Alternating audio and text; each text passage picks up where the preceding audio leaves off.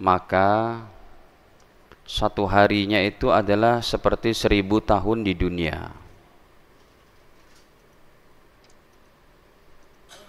Jadi perjalanan hidup yang sangat panjang ini. 1000 tahun di dunia.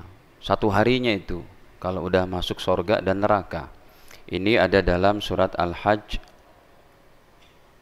pada ayat ke-47.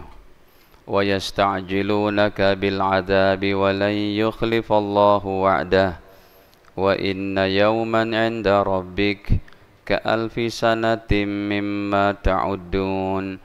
Wa inna yauman, dan sesungguhnya satu hari di sisi inda rabbika, di sisi Tuhanmu, di akhirat maksudnya, ka alfi sanatin, seperti 1000 tahun, mimma ta'uddun, dari hitungan hari-hari kalian, waktu-waktu kalian. Jadi di akhiratnya satu hari, di sini 1000. Itu kalau sudah masuk surga, masuk neraka, naudzubillah. Tapi kalau kita masih berada di padang mahsyar, beda lagi ayatnya itu. Jadi perjalanan akhirat memerlukan bekal yang banyak. Ketaatan, bertobat, jaga sholat, ibadah, akhlak yang baik, jangan menyakiti orang lain. Ya, hadirin, ini yang saya tulis satu hari sama dengan 1000 tahun di akhirat itu kalau sudah surga neraka. Tapi kalau masih di padang mahsyar, ya, di padang mahsyar itu lebih menyeramkan lagi, Pak. Puncak murkanya Allah. Kalau di padang mahsyar berarti satu hari di sana, di dunianya tuh 50.000 tahun. Beda lagi tuh. Dan keadaan padang mahsyar kalau baru saja kita dibangkitkan dari kubur-kubur kita. Ini ayatnya nih, coba dalam surat Al-Ma'arij, ya, surat ke-70 pada ayat ke-4-nya itu, ya.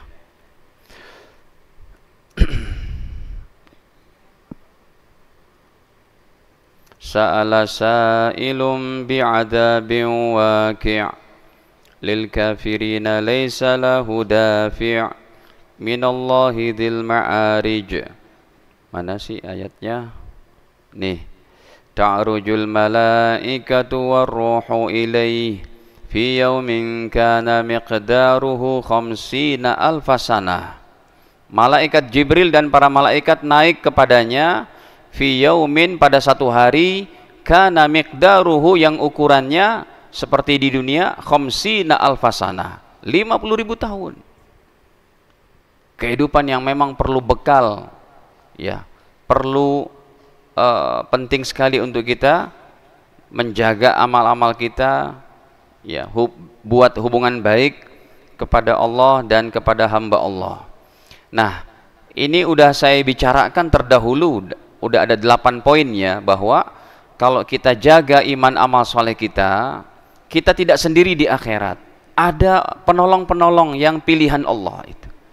Ya, saya ulang sedikit coba dari nomor 1-nya itu. Nomor 1, bahwa amal soleh kita menjelma itu. Di alam kubur itu, amal soleh kita menjadi teman-teman yang sangat baik. Wajahnya cakep, baunya harum, semerbak. Ini udah saya bahas terdahulu hadis-hadisnya. Saya mau ulas ini saja poin-poinnya. Yang kedua, surat Al-Muluk akan menjaga kita dari siksa kubur. Saya katakan, Bapak Ibu yang belum hafal surat Tabarok, hafallah. Kalau emang udah nggak mampu hafal, bacalah tiap hari. Kalau belum mampu baca Qur'annya, belajarlah. Kalau belajar udah nggak mampu, baca Latinnya. Tapi susah juga tuh, mesti ada guru juga baca dengan Latinnya itu. Ada, hadirin, orang-orang tua kita udah nggak ngerti dah, ngeblank, nggak bisa ngucapin alif, ba, susah gitu ya. Giliran baca surat Yasin, baca dengan apa?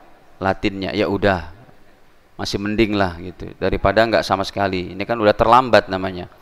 Jadi surat Al-Muluk, hadirin, ini punya manfaat besar di mana? Di kubur nanti. Yang ketiga, Al-Quran dan puasa Ramadan, ya, akan memberikan pertolongan kepada kita.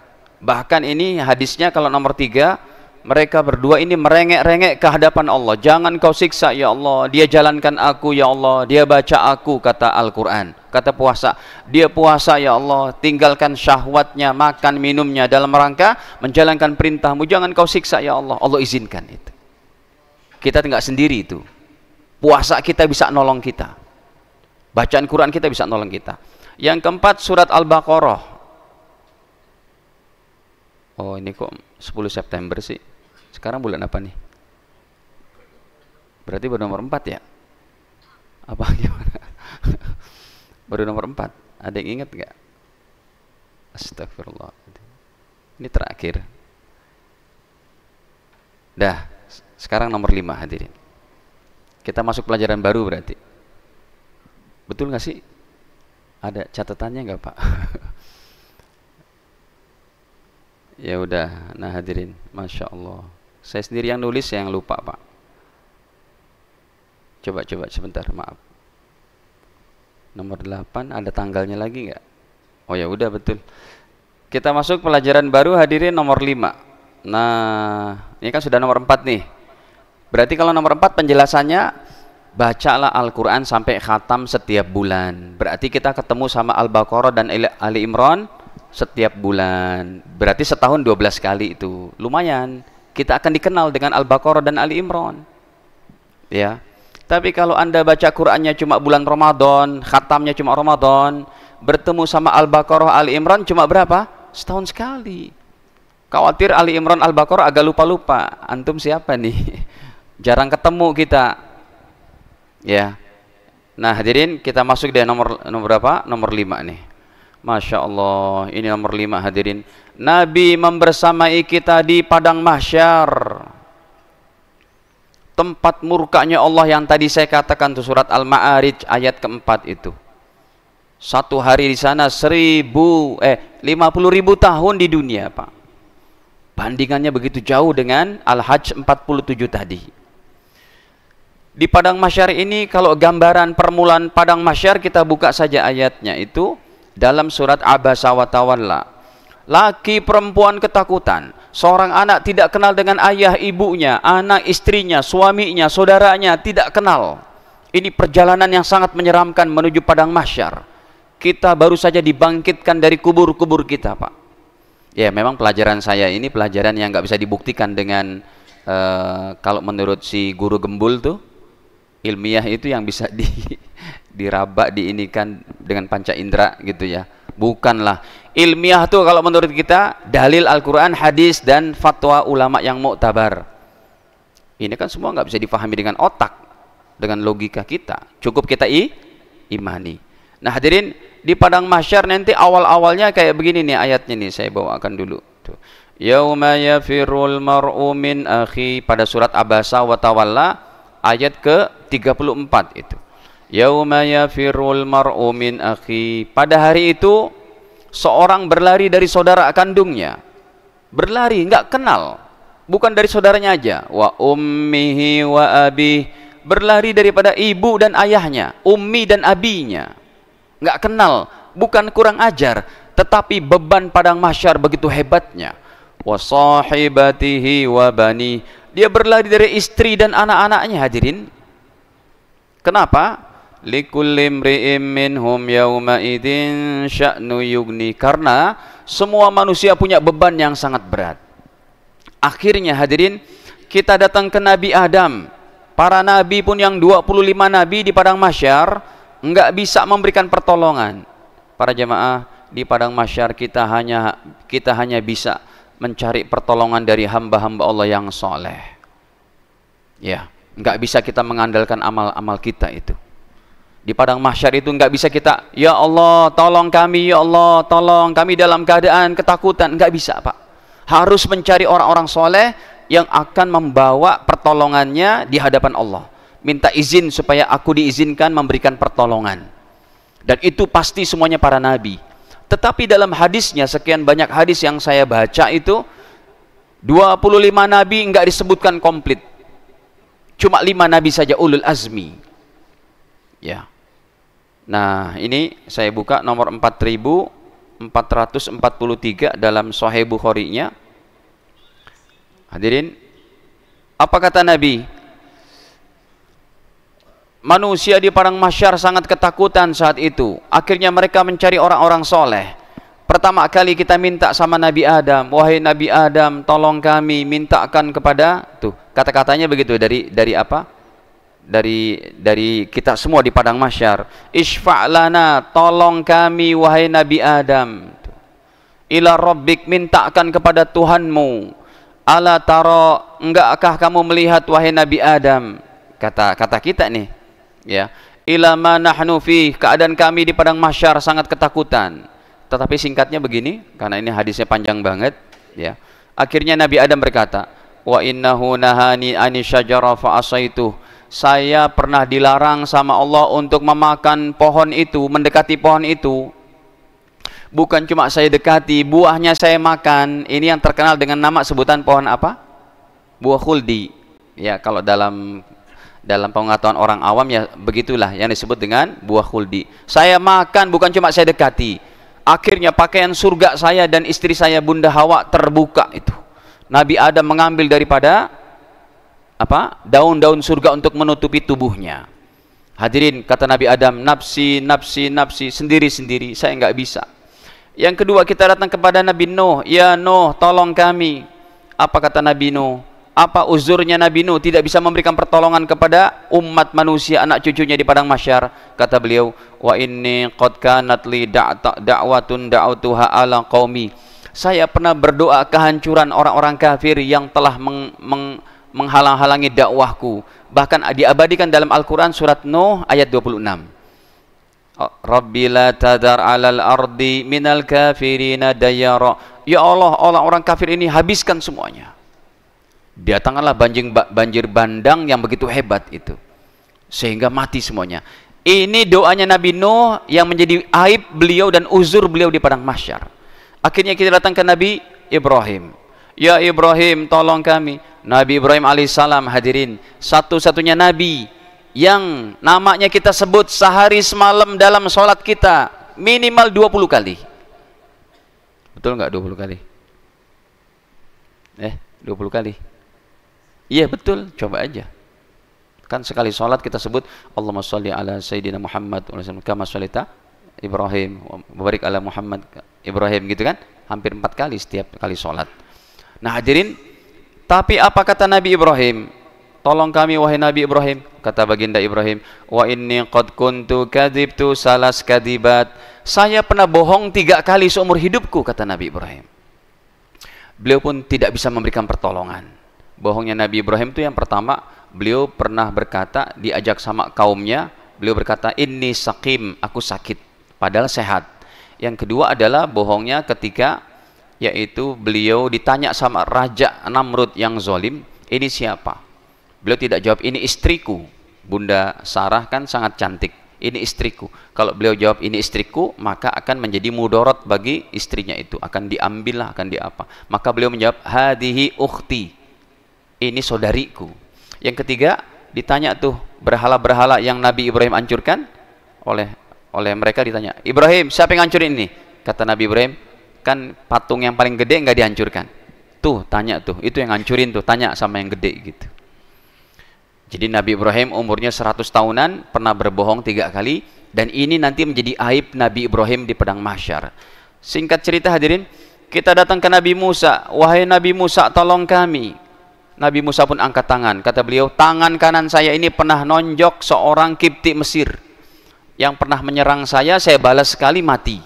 Itu pun diabadikan sama Allah dalam surat Al-Qasas ayat 15. Fawakazahu Musa faqadha alaih, ditinjuk sama Nabi Musa, mati pak. Kemudian kita minta tolong sama siapa? Ya Isa, wahai Nabi Isa, tolong kami. Kata Nabi Isa, bagaimana saya nolong kalian? Aku disembah sebagai anak Tuhan. Kan itu bantahannya dalam Al-Quran banyak itu. Ya, Nabi Isa bukan anak Tuhan, beliau hamba Allah, beliau tidak pernah memerintahkan untuk disembah. Makanya alhamdulillah nih, Nabi Muhammad tidak dikultuskan sebagai Tuhan. Padahal Nabi Muhammad mukjizatnya itu bisa potensi menjadi titisan Tuhan begitu. Bayangin apa dalam Sahih Bukhari pak, mukjizat Nabi Muhammad. Ya, Beliau pernah membelah bulan purnama. Dalam peperangan Khandaq, sahabat kehabisan air, air keluar dari jari jemari beliau. Ya kan? Kemudian beliau pegang batu, batu kerikil bertasbih, subhanallah walhamdulillah wala ilaha illallah, Allahu akbar. Kemudian matanya Abdullah bin Qatadah jatuh dalam satu peperangan, beliau ambil, bismillah, dimasukin lagi, sembuh. Sayyidina Ali ketika dalam hadis Sahih Bukhari Muslim akan diberikan bendera untuk memimpin pasukan, tapi Sayyidina Ali mengeluh, mata saya sakit ya Rasul. Akhirnya di sini kata Rasul, sini, diludahin sama Nabi, sembuh. Kemudian Nabi SAW juga yang mengerti bahasa onta. Ketika satu onta dikasih makan sedikit, tapi kerjanya sangat berat oleh majikannya itu. Onta mengeluh kepada Nabi, ya Rasulullah, saya disiksa kayak begini ya Rasul, makan sedikit kerjanya berat. Dipanggil majikannya, sini Pak, kamu kasih makan dia sedikit, kerjanya berat. Kok tahu ya Rasul? Barusan dia mengadu kepada aku. Beliaulah yang bisa berbicara dengan mimbarnya yang terbuat dari pelepah korma. Pelepah korma mimbarnya ini Pak, bisa bicara dengan Nabi SAW. Makanya pada abad setelah Nabi meninggal, pada pemerintahan Sayyidina Utsman dan selanjutnya, pelepah kormanya jadi mimbar udah lapuk, karena bukan kayu jati Pak, dari pelepah korma. Itu kalau saya ke Madinah tuh saya cari masyai-masyai paling sepuh, saya tanya, mimbar Nabi yang dulu masih ada nggak? Wah, kalau di Indonesia tuh Pak mesti udah diabadikan tuh ya. Jangankan ini yang menjadi sejarah dunia akhirat, lubang buaya aja diabadikan kan, gedung proklamator pun diabadikan, apalagi itu. Kita tanya, ada nggak Syekh pelepah kormanya dulu yang bisa ngomong dalam hadis Sahih Bukhari? Kata mereka, nggak tahu nih. Jadi ketika diganti pelepah kormanya setelah Nabi meninggal, pelepah kormanya menangis seperti ringkikan suara onta.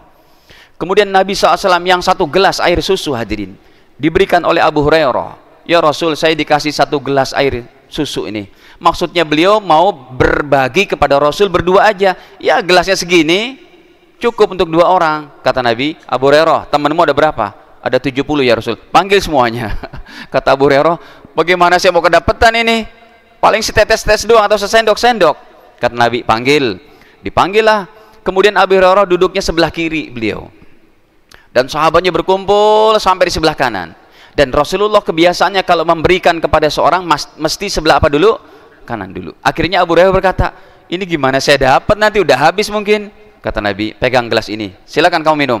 Diminum, enggak habis-habis, minum terus, 2 gelas, 3 gelas sampai kenyang. Itu sahabat yang miskin Pak, yang tinggal di kota, di mana? Di Masjid Nabawi, namanya apa? Ashabus Suffah. Akhirnya orang kedua, orang ketiga minum terus sampai kenyang. Orang ke-50, ke-60, 69 sampai kembali ke Abu Hurairah. Kata Abu Hurairah, ya Rasul, masih penuh ya Rasul. Sekarang giliranmu minum. Minum sampai kenyang, minum. Akhirnya, ya Rasul, sudah tidak ada tempat lagi di perut saya. Sudah kenyang, tapi masih ada ya Rasul. Sini kata Rasul. Rasul yang menghabiskan. Rasulullah SAW ketika berjalan di perkebunan korma, hadirin, di perkebunan korma dengan para sahabat, ada yang mengucapkan salam. Assalamualaikum ya Rasulullah, Assalamualaikum ya Habibullah, Assalamualaikum ya Nabi Allah.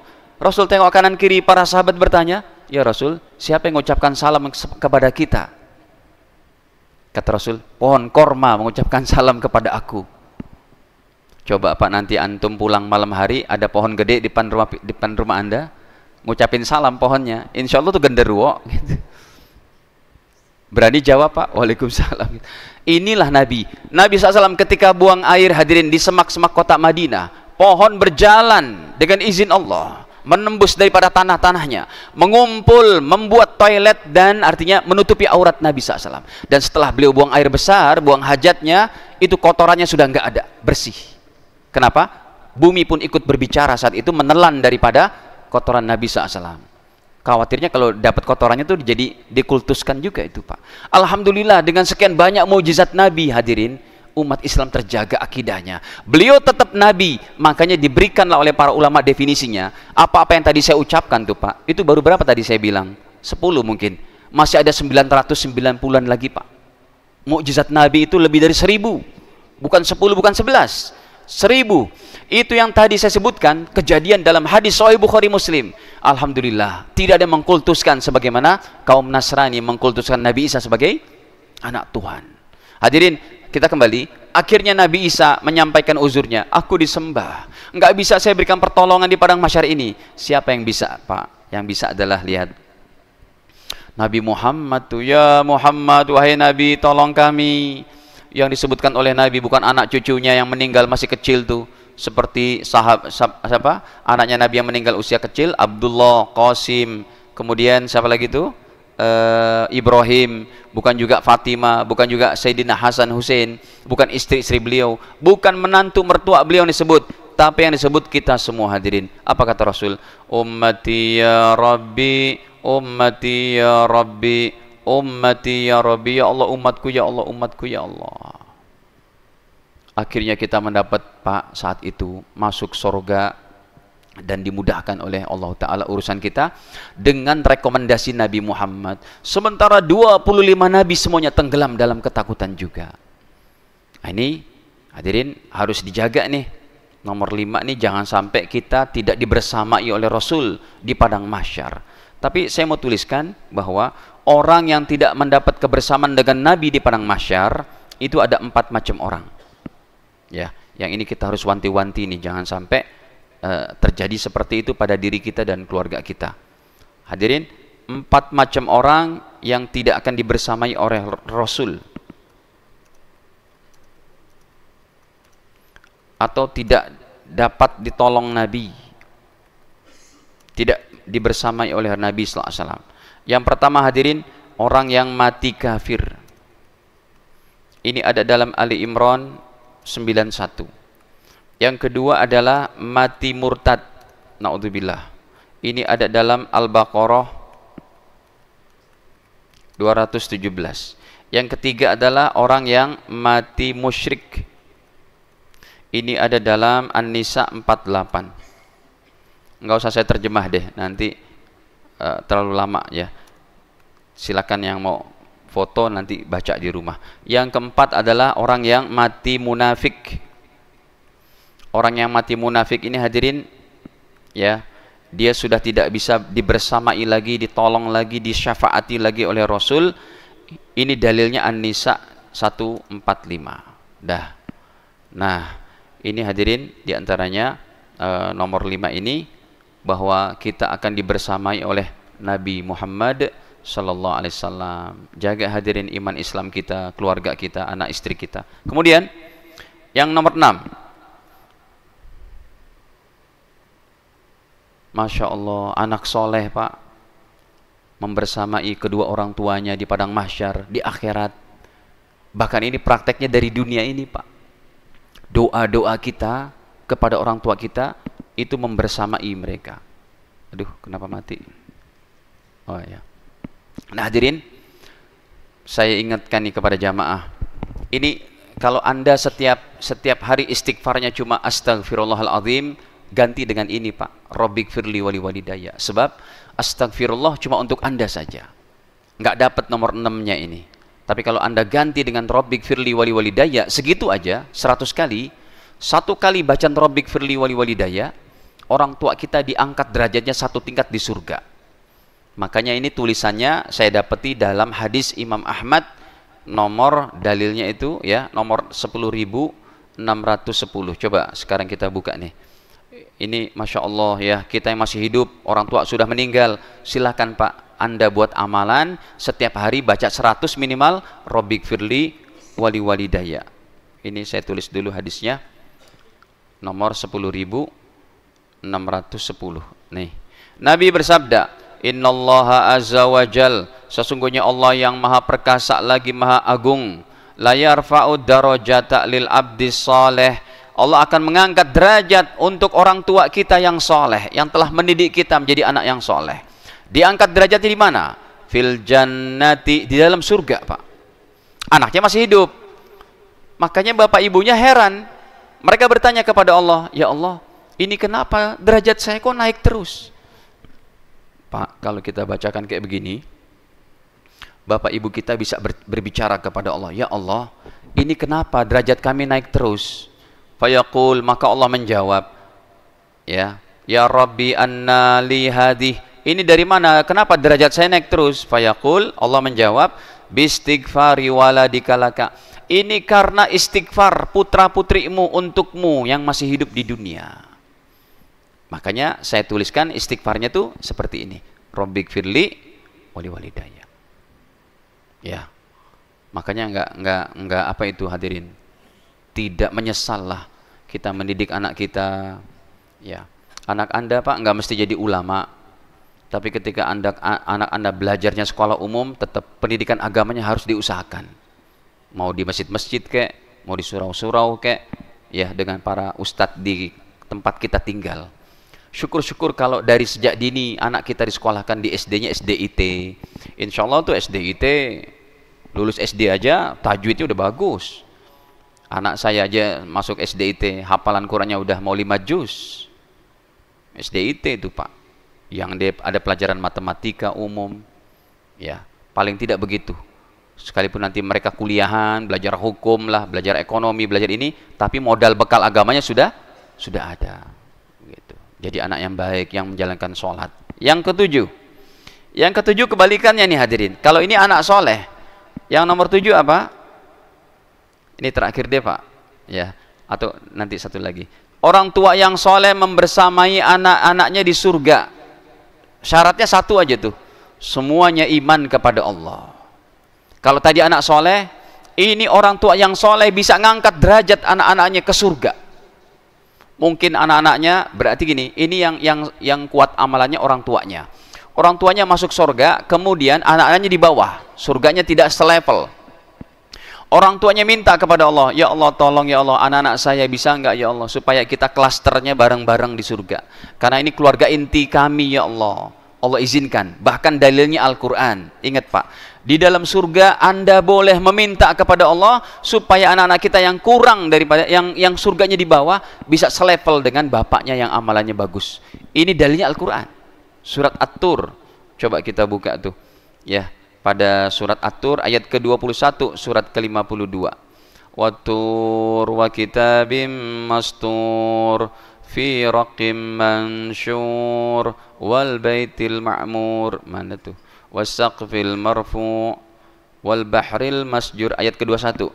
Walladzina amanu. Ayat ini hadirin sebelum-sebelumnya tuh bicaranya masalah surga. Ayat ke-18, 19-nya masalah surga. Ya, coba kita perlihatkan nih.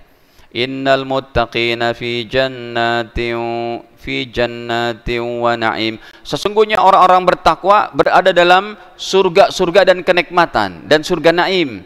Fakihina bima atahum rabbuhum. Senang mereka dengan hadiah yang Allah berikan.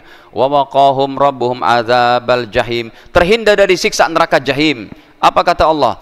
Kulu washrabu, silakan makan minum kalian hanian, yang puas dalam surga, bima kuntum ta'malun, karena kalian telah beramal dengan baik. Nah, ayat ke-21-nya walladzina amanu, dan orang-orang beriman, wattaba'athum dzurriyyatuhum, yang mereka diikuti oleh anak cucunya dalam keimanan. Makanya syaratnya satu tuh, beriman aja. Apa kata Allah? Alhaqna bihim dzurriyyatahum, kami gabungkan sorga anak cucunya dengan sorga kalian orang tuanya, karena request orang tuanya tadi. Tapi orang tuanya ada rasa, ya Allah mungkin surga kami nanti menurun karena udah dijoinkan kepada anak-anak kita. Kata Allah selanjutnya, tidak, surga kalian tidak berkurang. Wa ma alatnahum min amalihim min syai', pahala kalian tidak berkurang. Ini anugerah Allah kepada orang-orang beriman. Ya, orang tuanya amalnya bagus bisa nolong anaknya, anaknya amal bagus bisa nolong orang tuanya. Kamu tidak sendiri di akhirat. Gitu maksudnya pembicaraan ini. Dah, segitu aja dulu ya Pak. Ini kan zuhurnya sudah awal-awal gitu. Sebelum kita akhiri, ada yang mau ditanyakan dulu, silakan. Kita baru sampai nomor 7 ini. Ada yang bertanyakan Pak? Pertanyaan bebas. Silakan. Waalaikumsalam.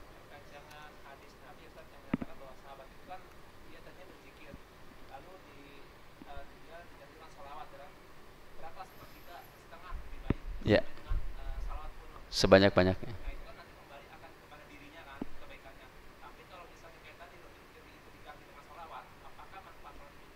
Beda.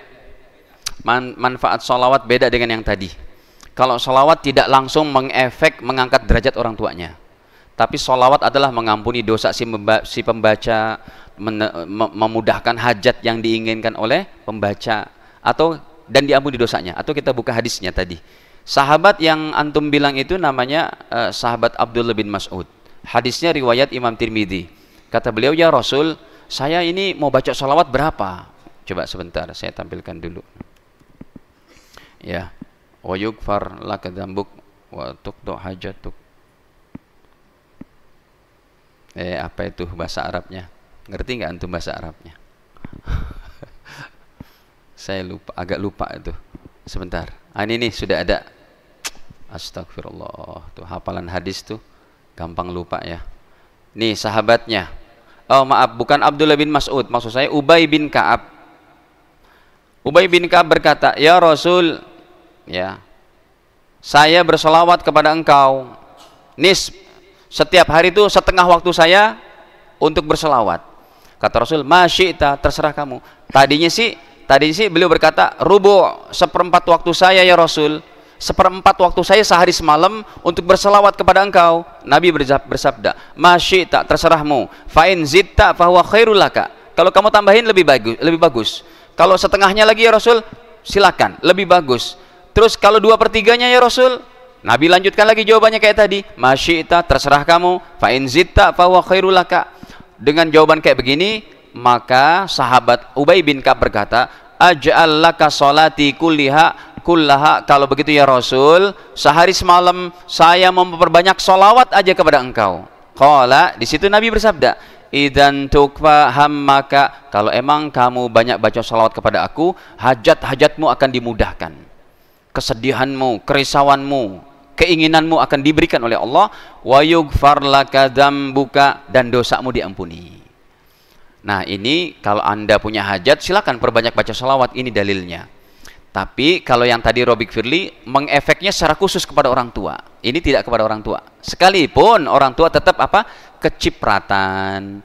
Sebab ketaatan anak-anak itu kecipratan orang tua. Tapi kalau kita mau berikan khusus, bacakan tadi Robik Firly wali daya. Gitu. Bisa dipaham? Ada lagi hadirin?